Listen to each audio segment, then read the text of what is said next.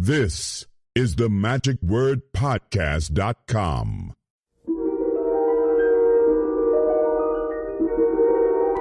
Brian Curry is a funny magician inside the beltway of our nation's capital who often goes unnoticed. He is a magician with knowledge and a quick wit that is as vast as space and as current as tomorrow's news. He is the middle ground between the left and the right, between magic and reality, and he lies between the pit of man's laughter and the absurdity of his hubris. This is the dimension of humor. It is an area which we call the funny zone.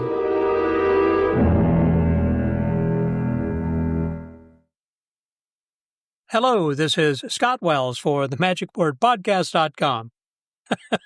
Well, hello and welcome again to another episode of the Magic Word Podcast. I just wanted to have a little bit of fun here as we get kicked off into this week's episode of the Magic Word Podcast, which, by the way, is presented to you by our sponsor, the Magi Whirl, which is a convention coming up over Labor Day weekend inside the Beltway. Well, inside, it's going to be in Washington, D.C. area.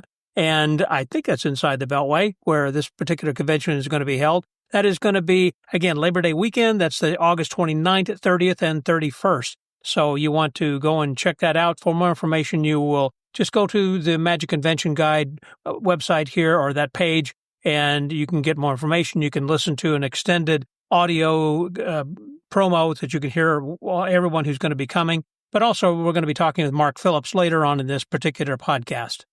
Well, this week we are going to be speaking of the Washington, D.C. area, we're going to be speaking with Brian Curry. Brian lives in the Washington, D.C. area, and so he is a performer not only in doing corporate work, but also does a lot of school shows and other kinds of things in and around the Washington, D.C. area while coordinating a professional life at home as a father and husband, and being a full-time professional magician, and a very funny guy. And I see him each year at the 4F convention, and we happen to be in Buffalo, New York this year, where we did sit down and had a chance to chat for this week's conversation and talk a little bit more about what he's doing and perhaps provide a little bit of inspiration to you for what that you can do in your area then as well. And I think you'll enjoy some of the stories he has to share about some of the things that happen within the Beltway there in our nation's capital, as well as outside that, and some of the inspirations that have made him the magician he is today. So please welcome our guest this week, Mr. Brian Curry, here inside the Funny Zone on The Magic Word.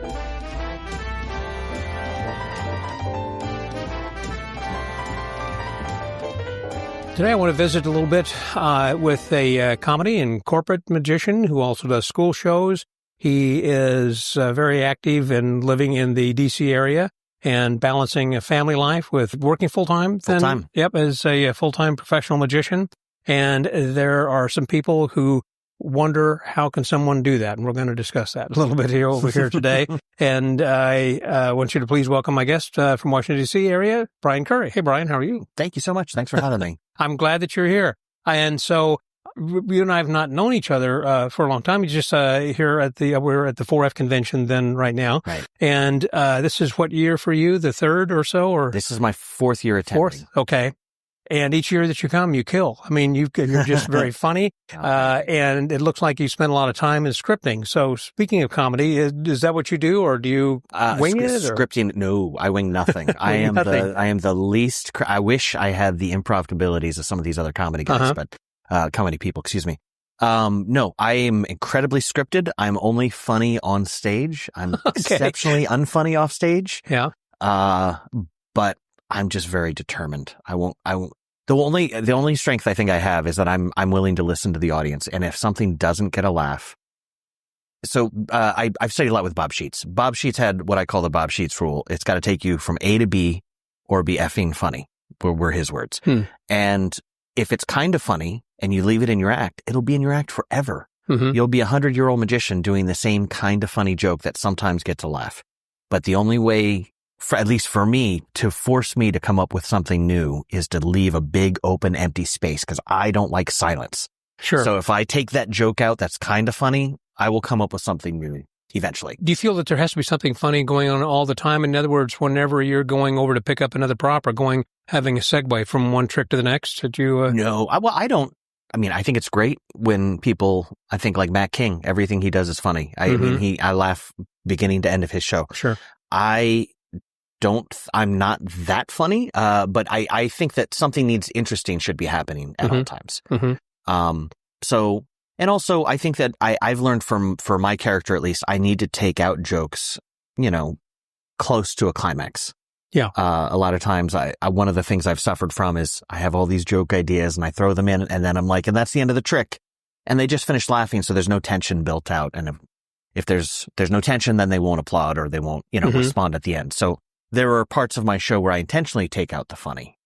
And I think a lot about pacing. And there's a master class by, oh my goodness. He wrote, West Wing. He wrote, he's Aaron Sorkin. Sorkin. Thank you.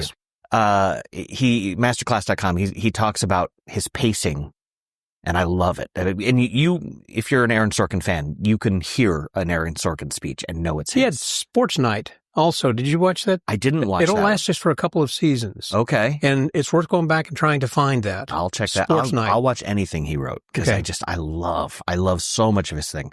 He did Newsroom, which I thought was great. He's so many things, but he talks about using music and he talks about intentionally sticking in, I think he called them hiccups in the script so that later he could ramp it up. So somebody's trying to get a point across and in the script it would say, it's just, and then all of a sudden it clicks and everything comes out smoothly. Yeah. And all the words that you want to hear this person say come out together. And because you heard them struggle, it makes it more gratifying towards the end. So I find that towards a climax, I take out the jokes. I try to find some struggle and I try to ramp up towards the end. When you say Newsroom, I'm mistaken. It wasn't Sports Night. I think it was Newsroom. Oh. Because that would only last a couple of seasons. It did. And that's the one I'm talking about. And I loved it. Yes. It was great. Okay. Yeah. I thought if you knew Sorkin, you probably had seen everything. So, yeah. I correct myself there. Well, that's smart that you know that and you recognize that. And so, I guess recording your show is how you know what you've done. Do you record every show? I record most shows. The biggest thing that I've gotten the most amount of improvement after I got a regular show, because when I'm doing corporate, do you do corporate?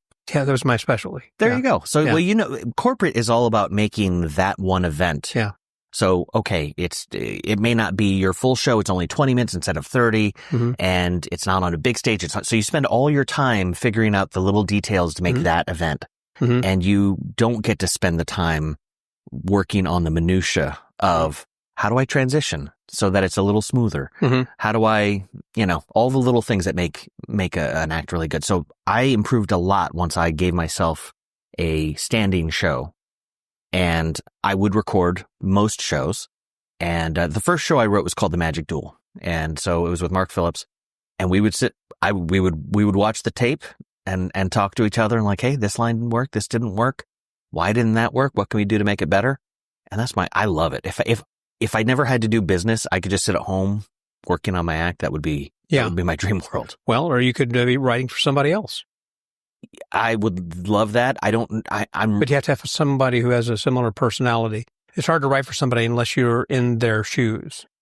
It is for me. I think there's some people who can do that. Yeah. They can walk into a writer's room and, kind of write anything. Because it's funny. Right. But yeah, in order for it to be the best, it needs to be, you can write for you. So yeah, I can write for me, but I spent my whole life figuring out what makes me interesting. And that was my question. Right. You have figured out, what your character is and who it is. I think so. Well, I do now. Yeah. I mean, it's constantly changing. Yeah. But yeah, I have an idea of what the audience seems to like. That's why that I feel that I found the corporate market fit me best because I was in the corporate world and I was an executive. And so I was associating with all those people. And so I have that kind of personality and I know what they like humor wise and everything. And so it was an easy transition when I went from corporate to full-time performing, doing an after dinner, kinds of things that we do. And so that was what I was about to ask. Whenever that you do come up with an idea or something, or there's a joke thrown at you from the audience or something, if you haven't recorded it, it's kind of hard to remember those things. Very hard to remember it. And a lot of times that's the benefit. Sometimes I don't watch the tapes. I mean, sometimes I'll have a show that is subpar and I just can't bring myself to watch it. But sometimes a line will come, and at the end of the show, there's a decent chance I don't remember it. But because I have it on video, I can go, okay, it was in this routine, and I go through and I find it. There were so many years ago, and I want to say maybe it might have been 1981. Or 84, in the early 80s when the IBM convention was in Hawaii, and Gene Anderson was, I think when I first heard his part-time pro lecture. I saw that lecture. It was great. Very great lecture. And one of the things he was talking about was recording. And back then, of course, it was just with cassette recording or something. Audio recording. Yeah, exactly. But he was saying a lot of times you'll think, oh man, it was horrible. Like you just said, I don't want to listen to that. I think it was so bad. He said, despite however bad you think it was, because you might say, well, it wasn't really all that bad. I mean, I got some applause because we're so in the moment so many times that we are oblivious to the laughter and applause we may be getting because we're thinking, okay, I could have done that better. I reached with the wrong hand, or I picked up the wrong prop and had to put it back, whatever it is. And then later, when everyone listening to that the first time, they say, well, that wasn't so bad. And then you listen to it a second time. Actually, that was pretty good. And the third time, there's nothing wrong with that. Yeah. When you listen to the audience reaction, particularly, not just what you said, but how they react. I found that I've learned as I've gotten older, and I couldn't do this until I think it's after I had kids. I finally learned this, to give myself some grace when I had a bad show. A bad show would knock me off my feet. I'd be so upset. We care so much about what we do that it feels like we've failed art if we have a bad show. I remember Steve Martin's got a book, Board Standing Up, Pretty good book. And I'm not quoting this exactly right, but he says something along the lines of, even at his prime, if you had one show for a week, 4 shows are going to be really good, 2 are going to be okay, pretty good, and there's going to be 1 that you just think is terrible. And I was like, if Steve Martin at his prime can feel like that, I'm allowed to have a bad show. Well, of course, then. Just allow myself, I'm not going to be perfect every time, and that's okay. Life moves on. But there are some people, I believe, they think they're knocking it out of the park every time, and they're only fooling themselves. That drives me nuts. Yes, I won't say who, but there have been several people who've come off stage. I killed them. I used to do Comedy Magic Society, which with Bob Sheets and Mark Phillips and Barry Wood, and there were people who would come to perform, and they'd come off stage, and they'd be like, "Yes, that was awesome. That was great. They loved me." And I'm like, I was watching the show. They didn't. I saw the same show. You just don't. And I don't relate to people like that at all. I could have a good audience. Yeah. And I'm able to tell you which person wasn't clapping. On the other end of it. I love that line. I want to say it was attributed to Max Maven, in which the story went that someone came backstage. One evening said, I came last evening to your show, and I absolutely loved it. It was, it was wonderful. I want to have your baby, and make love to me right now. I just love you. And he said, well, before we do, he said, which show did you see? The first or the second one?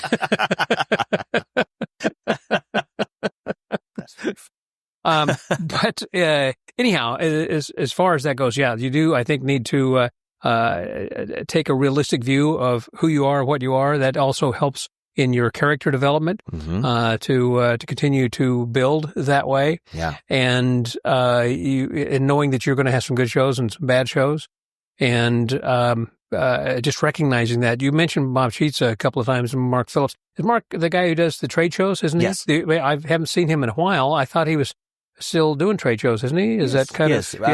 So we did the Magic Duel for 5 years together, and then I wanted to write my own show, so I passed on the Magic Duel to him, and he's doing it with a few different people now. But so he's doing a lot more public shows. He's also still doing trade shows. He's wonderfully phenomenal. successful. Yeah, I've worked with him. He's very, very good at trade shows. And the Magic Duel is an excellent show. It's a really... What is that show? Magic Duo? Magic Duel. Duel. D-U-E-L. Yeah, that's right. I was reading a book called Story by Robert McGee, which at the time was the Bible of anyone who wanted to write a movie script. And I was reading all about conflict and how to create conflict between characters. And they're like, a lot of times it's as simple as giving 2 characters the same goal. So it's a race and only one person can win, or there's 2 people with one love interest. And then there's natural conflict. Sure. Right? And I was like, well, it doesn't work with the audience, but what if there's 2 magicians fighting for a made-up title? And I already had a thing where I made myself Northern Virginia's most popular magician. which I thought was funny because it's such a dumb title. Who would want that? So I was like, hey, what if we have a battle with me and another magician where we're fighting for the title of DC's best magician and the audience can vote? And I was thinking about it because the local magic ring, every year does a competition where they name DC's best magician. And it always felt so arbitrary to me because like most professional magicians never competed in that thing. So I was like, hey, as long as we're going to make up titles, let's make it up. And anyway, so it's two magicians fighting for this thing, and it's wonderful. People enjoy watching two magicians picking on each other. Mm-hmm. And I could be angry at him. I could say mean. I can't be mean to my audience, but I can be mean to Mark, especially since they knew it was a game and I was trying to win. Right, because they could relate to that. And I think that's an important thing is when magicians are telling stories, for it to be the best, it has to be something that your audience can relate to. Right. It doesn't sell anymore of saying, well, I had just returned from India and saw these fakirs on the street. Right. No one's seen these kinds of things. As opposed to saying, have you ever seen a 3-card Monte, or a 3-show game in New York City? These guys, on the street corner, surely you've seen them, right. Or whatever.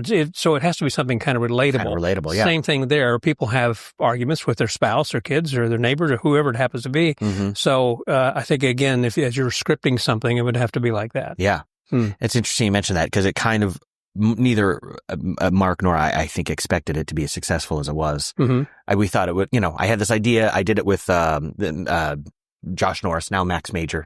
I did it with him once, and it was a good idea, but he went off to be wildly successful on his own.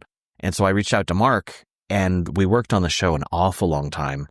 And we did it as like a passion project. This wasn't how we were planning to make our living. Mm-hmm. It was just art for art's sake. Okay. And you had a theater where you were doing it on a regular basis, or it was a one-off kind of a thing? We four-walled it. Okay. We started there was a venue in DC in DuPont Circle, not DuPont, excuse me, Adams Morgan, where it was just a house that was trying to make their home an event space.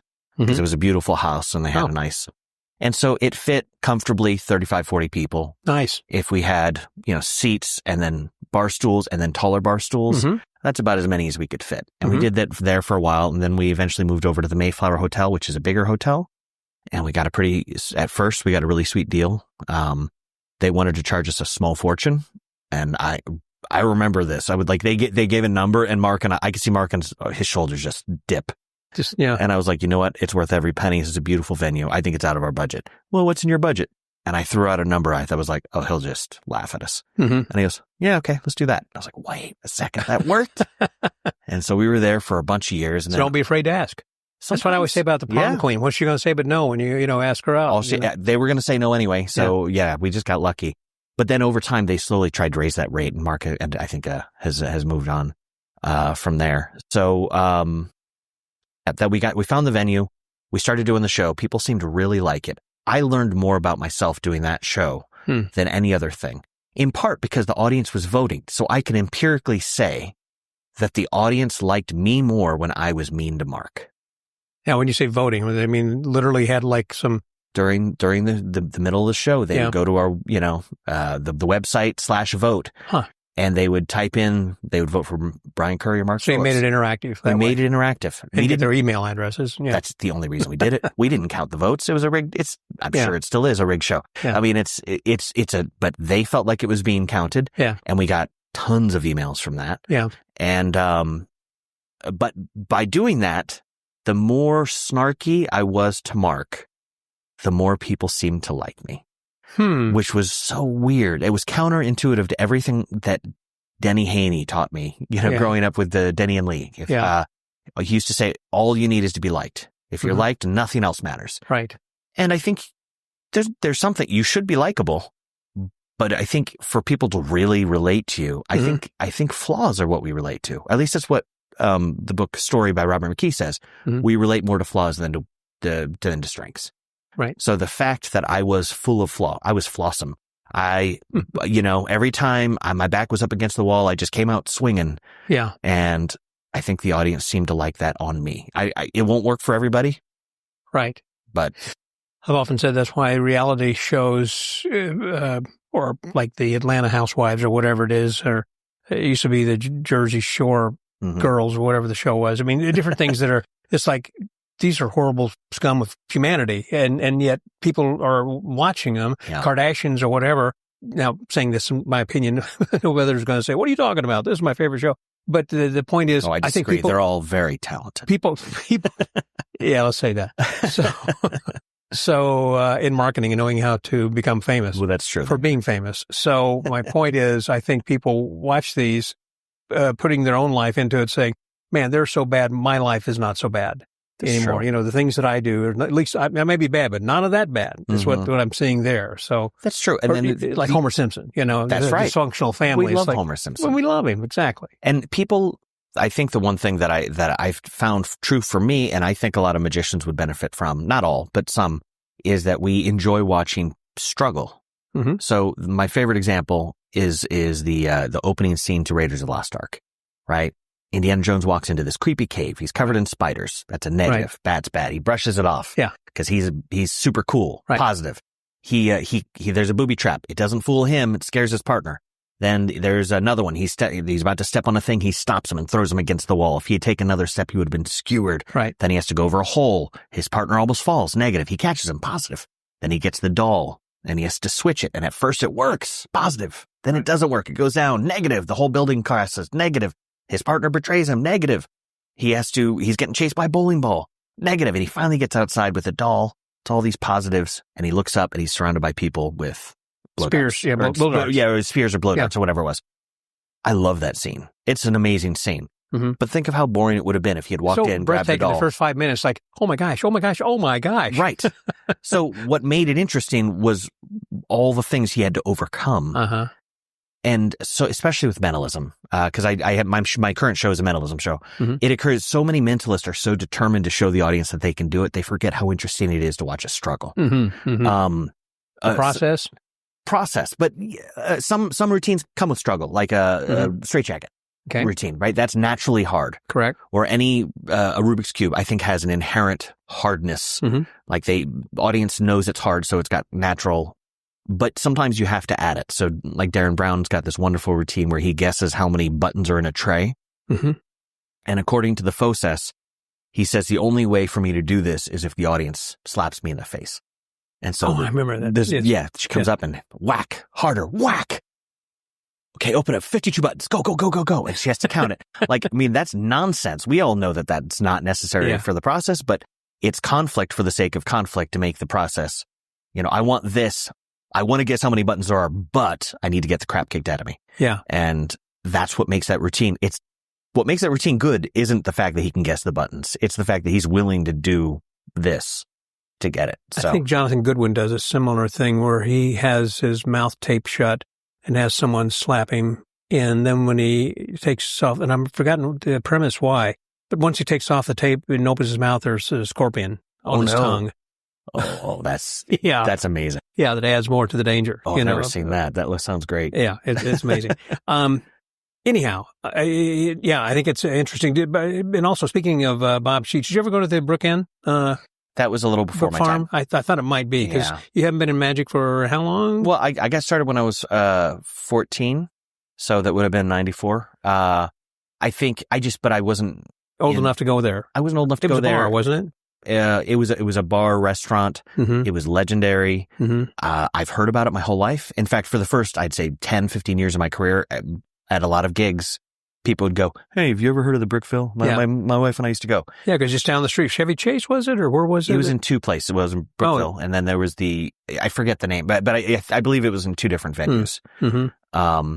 But I've seen a video of Bob and Spill working together, mm-hmm. and it was incredible. They were an amazing team. There are very few teams that are, that good together. Mm-hmm. So, no. So the answer is no. I wish I'd, but as I got older, I became friends with Bob, but it was after that had closed down. Right. And so Bob lives in the Washington, D.C. area still? He moved. He's in Idaho now. Okay. I didn't know where he was. I haven't seen him in a while. He used to come to conventions, or I'd worked with him at the Magic Island in Houston years ago. Mm-hmm. But I've heard about that. I've heard that's a cool gig. It was. They closed 20 years ago, 25 years ago, and maybe opening again sometime. But when people ask me, when's the Magic Island open, I'll say it'll be open before Christmas. I'm just not sure what year. Yeah. Because They're moving towards it, but there's one lawsuit after the other. I don't know what's going on, and I'm not part of it anymore. I've moved out of the area. I was going to be the entertainment director, and then I moved, and That's so cool. They said, well, since you moved, we're going to get somebody else to do it. So that's fine. I couldn't have done it remotely anyhow. So anyhow, the other places around Washington, D.C., and people that you work with, I hate to, just touch on Bob and leave him. I mean, there's got to be some stories that you've got, Bob? Working with Bob. Yeah. Oh, yeah. So many stories. I mean, that's what this podcast's about. Okay. Well, let's do it. This is a story I talked about this in the lecture thing I did here at Fectors a while ago, but I became interesting because of Bob. One gig in particular, sometimes there's just like an inciting incident. For me, There was one gig in particular, and I never forget it. I was real proud. I was a watch stealer when I was younger. Mm-hmm. I don't really do it much anymore, but I used to be pretty good at stealing watches. And I was doing a walk around gig with Bob at the English Embassy in DC, and it was for the ambassador's holiday party. And I remember that gig only because I stole the ambassador's watch. And I only remember that because I almost dropped it. It was so heavy. I think it was, it was a brand I'd never heard of. I'm guessing it was pure gold. And because it was so heavy. Because, yeah. So I remember it was slipping, and I had to like regrip and catch it and put it in my pocket. And anyway, I was real proud of myself for that. And then you kind of walk funny for a little bit there because it was so heavy on one side. Yeah. Right. So the next year we were booked back, and we're getting set up, and the ambassador walks by, and he looks in the room, and he goes, "Oh, guys." He walks right by me and goes, "Bob, so good to see you. I've been telling people all year about how you stole my watch." That is kind of funny. And Bob, who's never stolen a watch in his life, he goes, "Oh, it's probably my buddy Brian here." Yeah. "Oh, hi, Brian. I've been telling everyone about how you..." And I said, "No, you haven't. You've been telling people..." I didn't say this, but I was thinking, you told them Bob stole your watch. And it occurred to me, I spent a long time thinking about it. It's because Bob is more character and more personality. Mm-hmm. He's very much character driven. In one laugh than most of us have in our whole career. Yeah. So I decided I was nice, likable, friendly, and forgettable. And so I was determined to be more interesting on stage, to figure out what made me more interesting. And so that's one of my favorite Bob stories. But there's so many Bob stories. Bob is such a character. Bob is insatiable with magic. I've never met anyone who loves magic more and who works on it more. Like every time you see him, he'll show you the same coin trick or card trick he's been working on. I remember when he was working on the Cuba Libre and way back when, and he was talking to everybody who knew things about it, and was trying to buy the right one, and what routines have other people done, so that way he's not copying or whatever, to be as original as he can. And he's got a great routine, that it all built up to. But I remember I was sitting at dinner with him and Art Emerson, and Art was giving him some ideas way back when. I remember Art from Emerson and West. And he was a dealer then, and that was one of the TAOM conventions way back when. But anyhow, the point is, I know that he doesn't just pick up something and do it. I mean, although he has ideas, he researches a lot. It's he loves borderline magic. obsessive. Yeah. He zones in on something, which is weird because Bob, if you know him, is like a puppy, right? Like he's easily distracted. He can't finish a sentence. But once he gets on a trick he wants, he's like a dog. Again, he's like a puppy. He won't let go until he's got it, and it's really good. Yeah. So Bob introduced me. I did Bob Fitch with Sheets and a bunch of other guys in DC, and that was another one of those career changing things for me. Fitch will do it. I mean, he is life changing, and he certainly changes your routine, your act, and making it better. I remember talking to Gene Anderson about that very thing, and Gene said how that it was just one thing that he had made that revolutionized everything else in the way he was thinking of just a movement of setting something on a table on the left instead of the right, or something minor like that. It's like, oh my gosh, why hadn't I thought about that? That was my experience too. My first year at Fitch was in Canada, and in the room it was famous magicians and nobody McNobody Brian Curry. It was Gene Anderson was there. And the forgettable guy. The guy who was truly forgettable. This is before I knew that, but yes. Yeah. Gene was there, Paul Gertner was there, Bob Sheets was there, but Bob and I weren't really good friends yet. I mean, we were just kind of meeting at this point. Alon New was there. I think Doc Hilfer was there that year. Chris Pillsworth came in for a quick visit there. I mean, it was just everyone in that room I had studied books of. And that was an amazing workshop. And I learned things from Bob and Ed Bordeaux. I don't know if you ever met Ed Bordeaux. Ed was Don't know the name. He's the acting coach who would always go to the Fitch workshops for the longer ones. Okay. And he was a student of Meisner. And he was, he's like a New York acting coach. He's a real deal. He's the real deal. And he does not care about magicians. Mm-hmm. He does not care what awards you've won. Mm-hmm. He does not care what TV specials you run. He will tear you apart. Mm-hmm. And I remember, and I studied theater in college. I didn't get any of this in college. Mm-hmm. I wish I could have. I wish he were my teacher in college. But there were moments where like he was dressing me down because I wasn't able to act angry or upset on stage. Because this is when you were doing your magic duel thing? This is before that. This is long before that. Okay. But it was a revelation to me because he was telling me to be angry. No, you don't look angry. Be angry. Do it again. Be angry. And I was like, I was trying. I was doing everything I could. And I spent some time thinking about it. And what I've discovered is that like I was raised by a Catholic family where you were either happy or quiet. I've never heard my parents argue with each other. Mm-hmm. I don't think they've ever shouted at my brothers or I.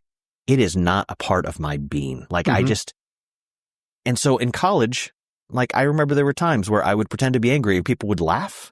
Yeah. And I was like, that wasn't what I was going for. Like, but it's, but the Fitch camp working with Ed Bordeaux, I learned about myself that I don't know how to express these emotions. Yeah.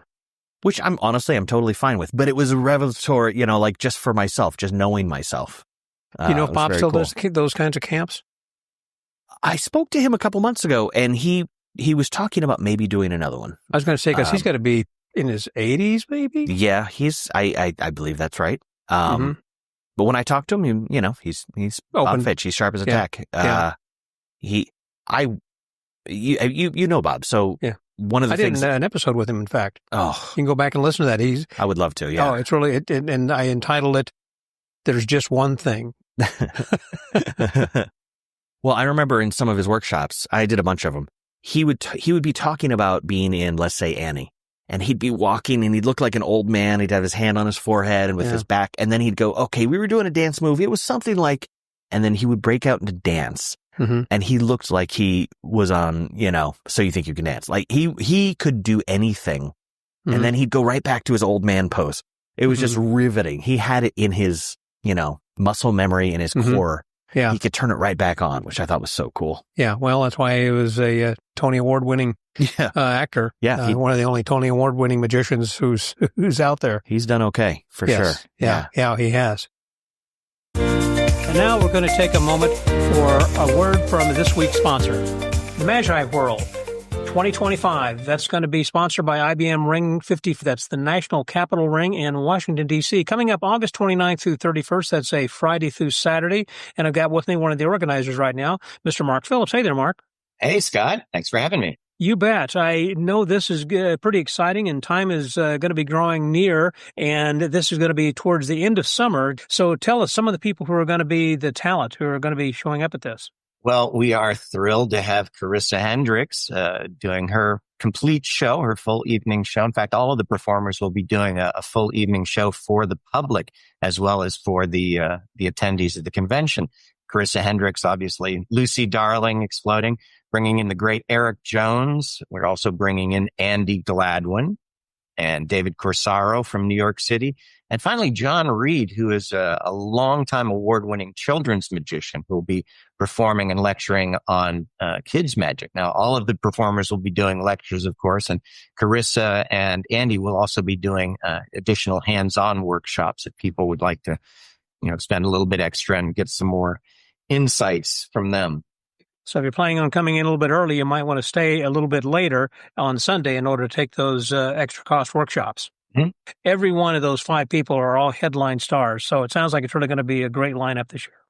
Yeah. I mean, Carissa Hendricks' show sold out immediately for the public because she's, blowing up so much on Instagram and TikTok. So the only way that, magicians in the area that want to see her do her full show is to attend the convention. There you go. And there'll be 2 evening shows, Friday and Saturday? Yep. and then shows before that too in the daytime. So afternoon and evening shows. Just real quickly on the lectures, are the lectures, some conventions will hold lectures for an hour. Some have been going for an hour and a half. About how long do you schedule your lectures? They're typically hour lectures because we want to keep things moving and squeeze in, lots of different stuff, as well as giving people plenty of time to go to our dealers' rooms. We've got 10 great dealers coming in as well. Great. Well, thank you very much, Mark. And for more information, where can people go and to register, et cetera? Yeah, they can go to ibmring50.org and they'll see all kinds of links to Magi World there to register. There you go, boys and girls, moms and dads, and men and women of all ages. Be sure to check it out. Go to the website and get more information and attend Magi World. It's a good opportunity to go visit our nation's capital and spend a day or two there. Great time of the year. It's not too hot, not too cold. The time to be there. Yep, exactly. Thanks again, Mark. Hey, thanks, Scott. And now back to our regularly scheduled conversation with Brian Curry. And in the D.C. area, there have been, I'm sure, just a lot of times in which you have told me about some of the political leaders and places or people you've done some things for that's been kind of unusual. Sure. There have been a bunch. A lot of times I don't know their names. There's some I'm not sure I want to say. There's some who there was one I did about a year and a half ago. It was full of politicians. Debbie Wasserman Schultz was there. And I forget the name of the other one. There was one politician whose name I won't say, 100% did not want to see magic.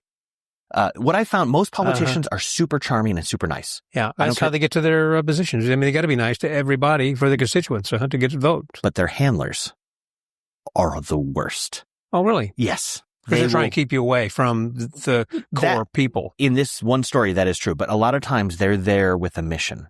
What's that? So let's say I'm performing for a group. They're there because they need to tell the attorney general, they need to get his ear and tell him this thing. Okay. So that I might be doing a thing. Oh, that's really great. Pardon me, I got to go. And they just walk off because that's their job. They're not there for fun. They're there. Yes. They're there to work. So they're kind of keeping an eye out for a moment in time when that attorney general might have be between people. It's like, wait a minute, I can now get in there. Exactly. So the one I did here just recently, I walked up to this group and I introduced myself and the handler said, "Oh, please show me a trick." And she grabbed my shoulders and turned me away from the group. And so my back was to the group and they could all reconvene and keep talking. And I did a trick and she goes, "Wow, that was actually very good. Thanks." And that was like, she perceived that as her job. Mm-hmm. Keep anyone away from distracting her boss from talking about, it was a big day politically. There was some craziness going on. And so did you not get to do anything for that particular political leader? No, but I was, as the gig was ending, I was thanking the person who hired me, and she walked up to him as I was saying, and he hired me because he loved me. So he's like, "Oh my gosh, hey, have you met Brian yet?" And there was a beat, and I just looked and go, "Yeah, we're friends." Because she and I both saw what happened. I mean, but it's okay. I mean, they're doing their jobs. Now, some of the stories I can tell. There was a gig I did regularly at the National Gallery of Art. Mm-hmm. Did a big holiday party every year. It was just gorgeously decorated. I can imagine. Amazing. And it's full of politicians and usually some Supreme Court justices. So I remember 2 different years, 3 things that happened there. One was Scalia was there, and I stole Scalia's watch. Mm-hmm. Which I just thought. Who, for people, by the way, in other countries, Justice Scalia. They need to know, Supreme Court Justice. Supreme Court Justice, famously conservative. Yeah. Friends with Ruth Bader Ginsburg. Thank you. I couldn't speak. So I stole his watch. He had a Casio. I may not align with him politically, but it makes me like him more. I haven't seen a Casio since 60s. I know. But this guy could afford anything. Well, yeah. And he was wearing a Casio, and he was so charming. Mm-hmm. And again, I'm kind of middle left. He's not the political guy that I would say I'm excited to meet. Mm-hmm. But as soon as I met him, I wanted to be his friend. Yeah. He had that charisma. Mm-hmm. I had him sign his name on a bill, and I thought I was being real clever, so I could use that hack line, which I try not to use hack lines, but in this case, I was like, "Yeah, isn't that a federal offense?" And he looked up and goes, "I'm pretty sure I'll get off." I know people. That's pretty funny. I mean, That is funny. That's a win. That is something that you could actually carry on and tell other people. Well, the other night I was doing this actually for Justice Scalia, Yeah. And then he said, I mean, just to get the laugh. And Yep. said, no, I'm telling you the truth. Good idea. But that event was a family event, and his grandkids were like flies. They were all allowed, apparently. And I just saw these little kids with little stickers that said Scalia. And it got to the point where I had to, how sometimes you're doing a walk around gig and they keep coming up. Yeah. And they'd be like, And oh, following you. I've already seen this one. Yeah. And I go, yeah, I need you to just leave. I'm like, I was nicer than that, but Yeah, I understand. I thought it was so cool that like grandkids Scalias were like irritating me. So that was one year. Another year, it was in the middle of the Fast and Furious debacle. Yeah. With, I don't know if you remember that. All the North? Not all the North. Eric Holder. Yeah, Eric Holder, and America apparently, and it was a thing with guns. It doesn't matter. Yeah. So if you want to look that up, you can. But it was all over the news. Yeah, for those who are from overseas, might be thinking Fast and Furious of the Not movie the series. movies. Nothing No. to do with that. It has to do with not Contras, but there was a Contra guns. It was a gun issue. It was a gun issue. Okay. And yeah. So anyway, Eric Holder was there, and with his private security. It was during Clinton era, wasn't it? It was, yeah. Yeah. And so I went. Oh, gosh, that reminds me of another good story. I went up and I stole his watch and I said, there's your watch. And his security goes, is that really your watch? He goes, yeah, that's my watch. And the security looks at me and goes, I'm pretty sure you could get subpoenaed for that. And I said, nothing could be better for my marketing. Could you please subpoena me? That would be great. And they laughed. He took his watch back, and then we never talked, and then great on the website. Yeah. So, and again, he was very charming as well. They all are. That gig, I remember one year, so they wanted me to do walk around, and that was for, adults and older teens, but then they also wanted me to do a family show. Mm-hmm. And so usually the kids would all pile up in one corner that they had decorated with special lights and all sorts of stuff, but it was really well decorated, and they had like stage lights on me, and, they never would tell me who was there. Right. They wouldn't be like, hey, these famous people are here. Mm-hmm. That's not the way that they worked. So I finished this gig, and the woman who hired me walked up and said, I'm so impressed. I'm actually very impressed you didn't pick Malia. What's her name? The Obama daughter. Yeah, that was Malia. Mm-hmm. One of the Obama daughters was in my audience, and I didn't know, and I couldn't see anything. Sure. So I'm just picking people in the front. Whoever's handy right there. Yeah. I know. I'm surprised most people would have picked her. I actually think that's kind of awesome. I go, I could have picked I could have had a photo with me and the first daughter. Oh, it was so disappointing. But a lot of times you want to avoid them. Because it's like celebrities, at the Magic Castle, whenever they come in, that I've had people in the audience and they tell you who's going to be coming in there. They do? And so I try to avoid them. Maybe pick on their friend, perhaps, who's sitting with them and have them enjoy it. But, they don't want to be recognized. So that sounds, I'm so glad I'm not famous. Thank goodness I'm not that talented, but it sounds horrible. I'd hate to be picked on everywhere I went, and I'd much rather blend into the background. So yeah, I think that's probably the right move. But with walk around, you kind of have to go up to everybody. Well, are you doing walk around? And then I want to come back to the Clinton thing just a minute. But in the walk around, do you do walk around mentalism as well, or just cards and I do close up? So I could do it. I did a restaurant. I got my first gig when I was 15 years old at a restaurant at Clyde's of Tyson's. I was there for 20 years. I paid my way through college with gigs I got from people who saw me there. Mm-hmm. It was a rich and artsy clientele. Yeah. And so I can do walk around. I mean, I can do close up. I can do family. I can do mentalism. I've just done a lot of it. So, but yeah. So the Clinton story. So that when I got that gig at the National Gallery of Art, my first year getting it, my next door neighbor was a retired Secret Service agent. Mm-hmm. And I mentioned, he goes, what do you got coming up? I goes, actually, I'm doing a gig at the National Gallery of Art for their holiday parties. How'd you get that gig? I go, I don't know. Somebody called me. And he told me this story about he was working that event for the Clintons, and when the Clintons were in charge of it, and they usually... Is he a magician too? No, he's Secret Service. Okay. So he was in charge of security stuff. Okay, I'm sorry. And they were going to hire a magician, and someone had recommended a magician. They got a request. This magician wants to work there. He was up from Maine, and he had the same last name as a politician. And so they sent my neighbor up to Maine to go watch this person perform and come back and report. And he came back and he wrote a report saying, horrible. Do not hire this magician. Mm-hmm. It turns out the person had no connection to the politician, but they hired him anyway because they thought, I don't know who made this choice. It wasn't Hillary. But so the gig went. The magician was terrible. Mm-hmm. As predicted.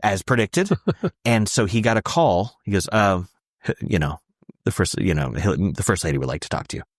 And his boss. So he stops by his desk and he grabs the report and tucks it in his pocket. And he goes, you guys hired this magician? Yeah. And he goes, you went and saw him? Yeah. What did you think? I thought he was terrible. Did you tell anyone? I have the report right here. Mm-hmm. And she looked at his boss and goes, all right, you're fired. And wow, just like that? That's hiring a bad magician? That's what the story he told me. I don't know how much of that is true. I've never heard a story like that someone gets fired for hiring a bad magician. A bad magician. So he's like, I don't know how you got that gig. I can't believe they're hiring magicians. And you had the same last name. He had the same last name as a politician. Sorry, gotcha. So somebody there was trying to play favors with a politician. Yeah. So anyway, I mentioned that story to the woman who booked me, and I just dipped my toe into the story. I heard there's a story about someone getting fired for a bad magician. Where'd you hear that story? I don't know. It's just, anyway. I just pivoted and I was like, no, I'm not going to bring it up. Yeah, because you're going to get this guy fired. Yeah. Yeah. So. Wow. Because everything's political in town there, I guess. There's a lot of politics in DC. Yeah. But, and so when you're getting booked, would you say that most of yours are by word of mouth or they come through agents? Most of my gigs, I'd say most of them are word of mouth. I have about 3 or 4 agents who send me work. Mm-hmm. A lot of it is just, I've got good. So when you have your own public show, in a neighborhood that doesn't have a ton of public shows, you're going to win at SEO just because all the links to your show come back to you. Right. So in New York, that would be a lot harder, but in DC, there's only a handful of shows. So when you search magician or mentalist in DC, I come up real high. So there are a few. I think, you and Eric Henning and John McLaughlin. Yep. And I know I'm forgetting a couple of guys. Eric doesn't Washington Magic. So, but it's not the Eric Henning show. Yeah. So if you were to search magic, Washington Magic would come up, but not Eric. Right. So the fact that the SEO isn't, because there aren't a lot of guys, and I'm doing a public show with all the calendar links to my website. Who are the people who are doing the Washington show? Washington Magic show. Well, it's a rotating cast a little bit, but I think the major ones are Eric Henning, David Morey, and Savino Rossini. Are the ones that are there all the time. Rahan Jackson is there all the time. He's fantastic. John McLaughlin, he's there. He's the former CIA acting director. Thank you. Mm-hmm. Who, by the way, is so fascinating. Listen to the podcast. I did an episode with him too. Oh gosh, I could keep up. I do. I'm sorry. I don't listen to many podcasts. I have little kids. I don't do much for fun any of these days. I had one with Mark Pocan, also, who is a magician and a Mark Pocan is very nice. He recommended me for doing the Vanishing Ink thing. He's the reason I got onto the retreat and did that show because he liked my show. Mark Pocan is awesome. Great guy. He's so charming and fun. And we text every once in a while when something political happens. I'm like, is this you? No, it's not. Yeah, but I did an episode with him, so you can go back and listen to that. I will definitely listen to that too. I like. You got a lot of stuff to listen to. I do. I'm sorry. No, it's okay. And so another question I've got as far as being vetted for doing some of these shows. Mm-hmm. I was doing something for the United States Treasury in Houston, and aside from just a metal detector that you had to go through, it's like, I'm not going to carry like a switchblade in or certain kinds of things, of course. But even that, I've got things that are going to be going off because of my pockets of metal and whatever else. And then they got to explain what all that is. But even prior to that, they're going to say, what's going to be in your show? Mm-hmm. And so you are vetted beforehand. Well, you can't do this or you can't do that. Yeah. Kind of a thing. Do you find that's even more strict in Washington and you have to do that before every show or not? It's not very often. I mean, it happens. Yeah. So I did an event. Sometimes when I get booked through an agent, I don't really know what the event is. Mm-hmm. They don't always say, here's your client. Here they go. This is the kind of gig it is. This is how many people.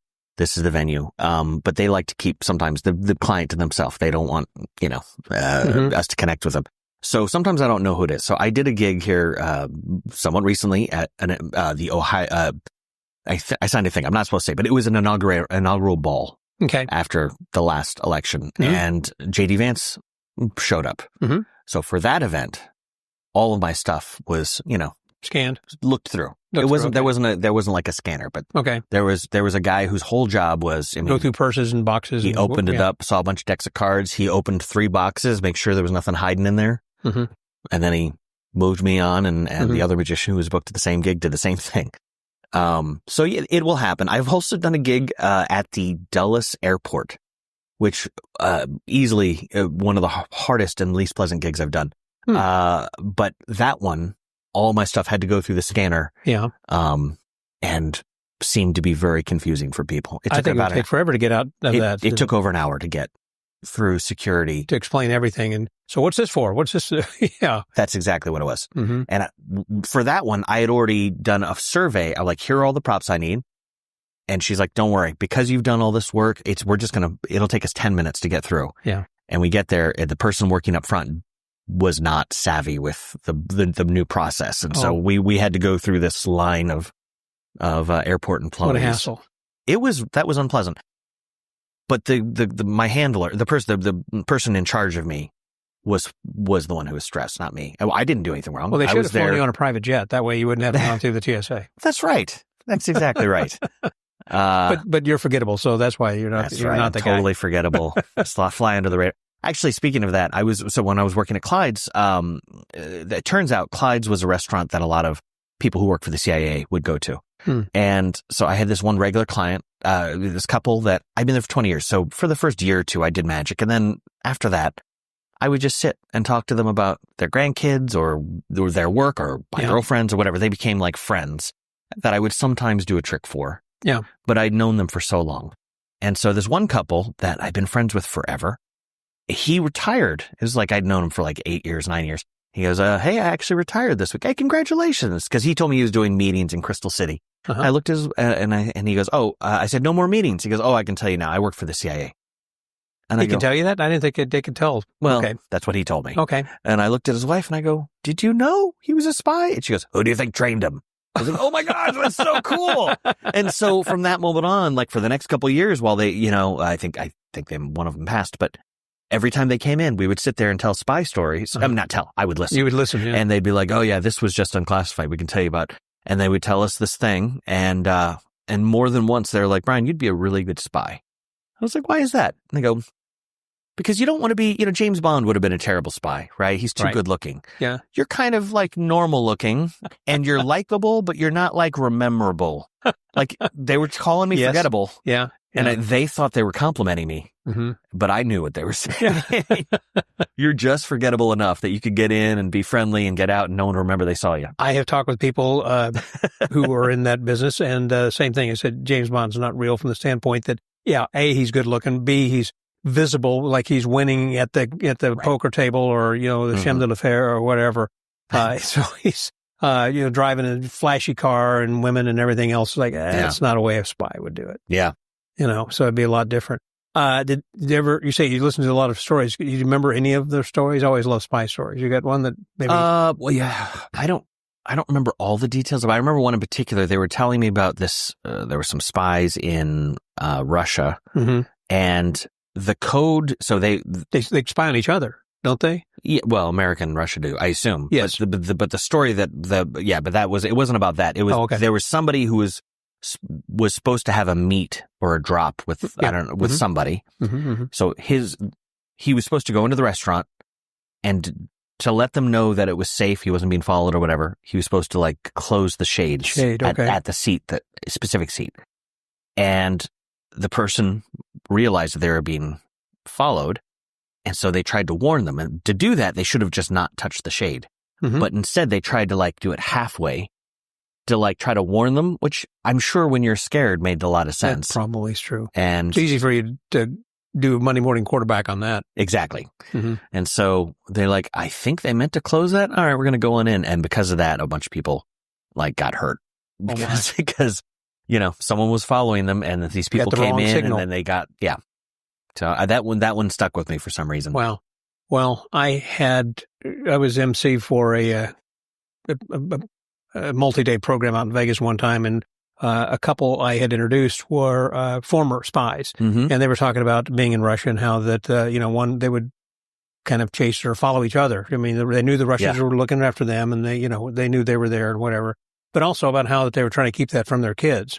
And because I never even thought of that. Yeah, because they were saying that not only are they supposed to have legitimate business that they're doing during the daytime, but then everything else they're doing maybe during the daytime or the nighttime or whatever else, but then also not only not telling their neighbors or anybody else, but trying to keep this low profile and keeping it from the kids because, they're going to school and you don't want them to be knowing anything, or if they get caught, I mean, you don't want them to tell any secrets they might have. Kids can't keep a secret. They can't. Exactly my point. And the point of the story I was going to say is I remember them telling the story about how that whenever they had retired and they'd moved back to the States, which they and told the kids, and they said, that's such a relief. We kind of wondered what was going on. We thought maybe that you were brother and sister and you were married to each other, and this was like a weird incestual kind of a. I mean, they just were contemplating, the worst possible case of whatever this could be. It's like, what secret? They knew there was some secret, but they didn't know what it was, but they never thought about being spies.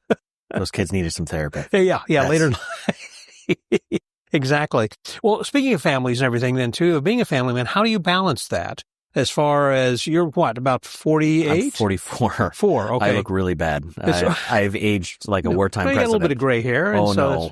So during the pandemic, my wife and I was the sole breadwinner. My wife was staying home with the kids. Yeah. And I thought she had the harder job. But during the pandemic, a couple months in, we needed to do something. Sure. And people were starting to do Zoom shows, but I didn't know if it was going to take off or anything. And so she's like, well, I was going to go back to work when the kids went to school. And plus I have health insurance. Why don't I go back now? Mm-hmm. And so I spent over a year at home with the kids. And now I know she had the harder job. It put me in therapy, and it turned my hair white, and it was rough. How many kids? I mean, I know you're Catholic, and so just two. Just two. I'm a former Catholic, to be clear. But I was going to say, if you're Mormon, I would have guessed 8 or something. That's right. But no, just 2 kids. I have a 9-year-old and a 6-year-old, and the answer to your question is it's hard, and I can't say that I'm always good at it. The main reason I became a school show magician is because I knew I wanted a family someday, and I've heard too many stories about how bad magicians are as parents. Like they're gone. They miss every sports game. They miss every play. They miss every big activity. And I didn't want that. I want to be a dad who can be there and be a good dad. Sure. I don't need to be famous or rich. I would love to do magic. And if I could be a great dad, that's awesome. And so the school show thing was really good for me. I was doing over 100 schools a year. And then the pandemic. These were grade schools, elementary schools? Okay. Elementary school. Yeah. Which is really good, was really good, consistent work.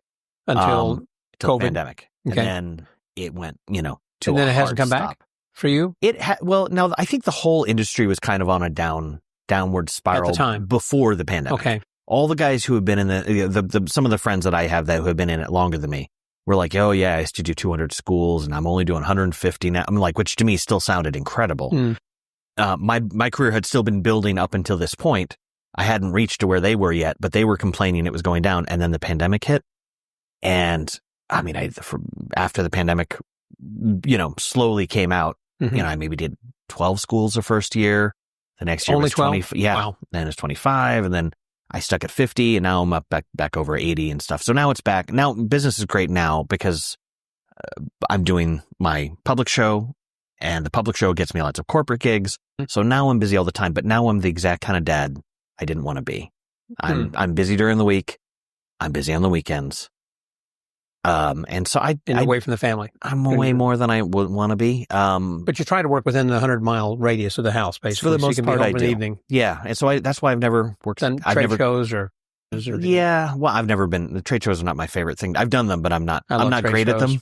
You love them? Yeah, oh yeah. Oh gosh. I mean, I like the money, but I don't.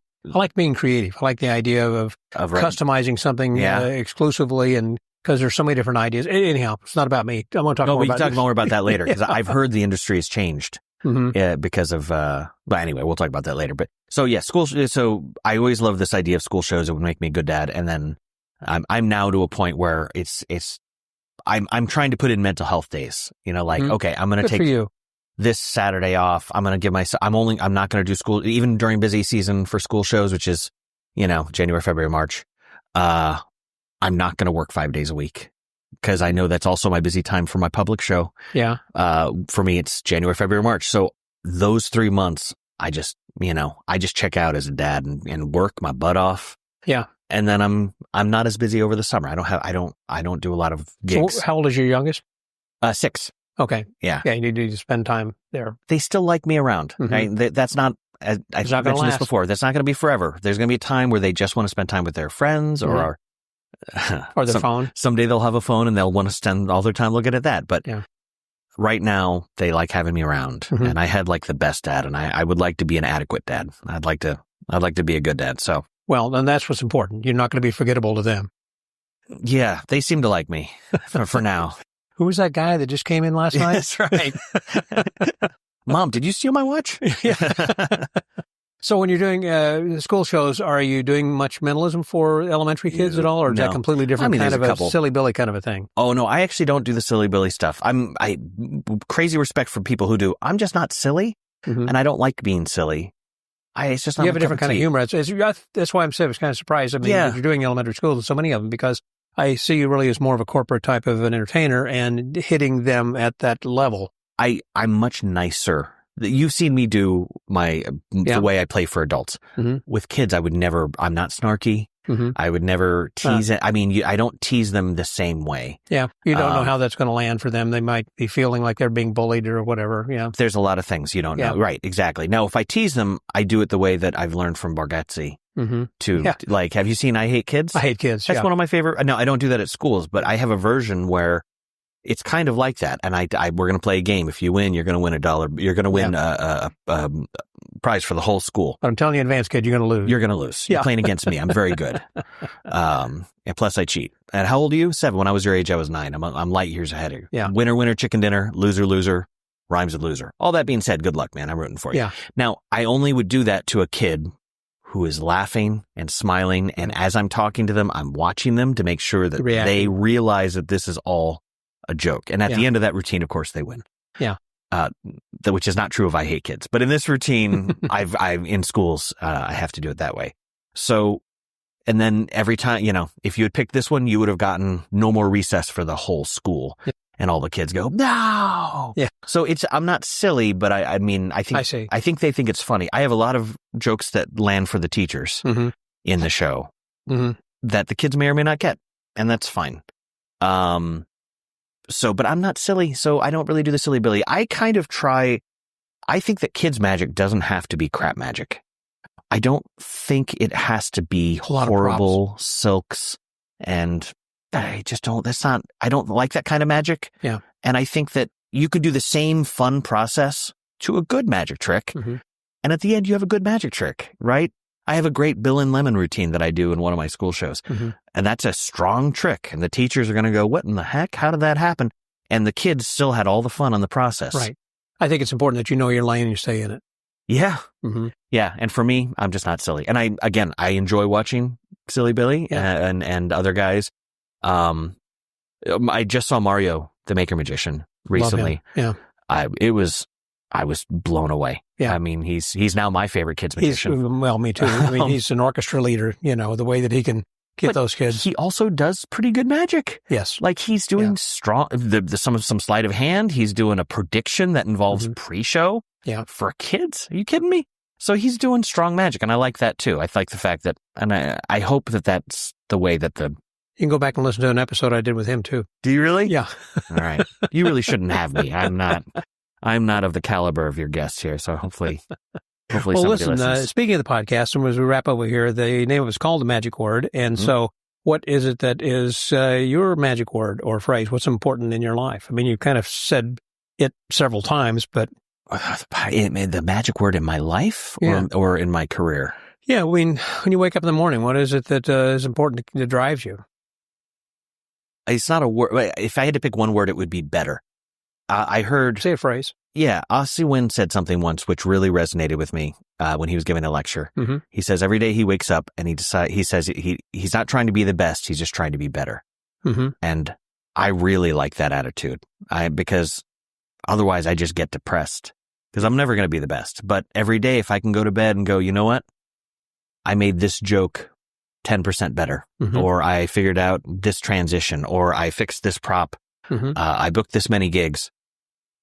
I did better and I can go to bed happy, That's great. Yeah, I think that's very well said and very important that you're going to be able to move forward, because at the end of the day or the year or your life, you can kind of look back, and each day, if you're making it better, you have reached that pinnacle of being the best. And you lived a good life. Yeah. And you lived a good life. We've also had a good conversation. Thank you very much. Thank you so much for having me. Great. All right. I'm going to remember you. Thanks. We'll see. So for the Magic Word I can't even say it, Magic Word Podcast, that was Brian Curry. This is Scotty out. Thank you, Brian, for being my guest this week, and thank you, listeners, for coming back week to week. And I want to thank all of you listeners who have voted for the Magic Word Podcast, and for me being the best magic podcaster in the world for the FISM contest coming up. If you have not yet voted, please go to themagicwordpodcast.com. There you will see some links where you can vote. There'll be a little kind of a graphic. You could just click on that. It'll take you to the FISM website. I think you can find it fairly easily enough. I would certainly appreciate that. We're getting closer to FISM coming up, and so every vote counts and certainly helps. And if you can give us a 5-star rating on iTunes, if you use that platform to listen to this podcast, that'd be great. And also to leave some great little comment that helps our podcast to grow. We have been growing quite a bit and starting to get some recognition after a dozen years. So thank you guys and gals very much for coming back again each week, and for also sharing this and letting others know about the Magic Word. Speaking of sharing, I just want to give a quick thing. By the way, I had recently had my Facebook account locked for Scott Wells. For some reason, they knocked me out, locked me, and deleted my account. So I've come back in as Scotty the Podcaster. First name is Scotty the, Scottythe, and my last name is Podcaster. So you can find me that way on Facebook. I'm no longer there as Scott Wells. It's gone. So long story short, and it hasn't been pleasant, but I have had to recreate this new account and starting from scratch. So if you want to find me and follow me, you can, Scotty the Podcaster.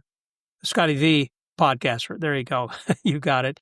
And also appreciate if you can float us some of your financial help if you would like to become a friend of the Magic Word. And if you become a patron, you also get some pretty cool perks by continuing to give us a pledge on a month-to-month basis.